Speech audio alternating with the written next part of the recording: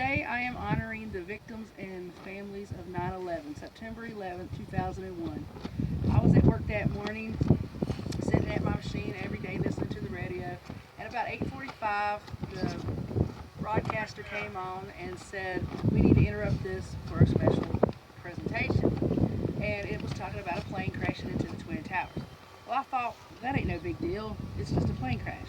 15 minutes later, the second plane hit the other building. Then I realized America will never be the same. We were under a terrorist attack.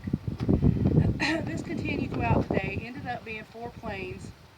One hit the Pentagon, one landed in a field. It was on its way to Washington, D.C., but some brave men and women on the plane decided that they would not make it to D.C.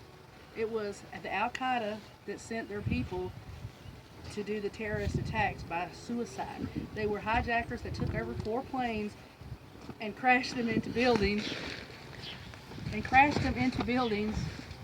to kill as many people, American people as they could. I would like to, this affected me because when I left work that day, I went home and I turned on the news and it was everywhere on the news. All you could see was the planes crashing, people jumping from buildings, people screaming, not knowing where their families were, not knowing if they were dead or alive. This was a day that changed for me because it was the first time I ever had to see a terrorist attack on American soil. There were, by the end of the day, by the end of the week, people were rushing out, bringing water, volunteering, looking for people in the debris. Some survived, some did not.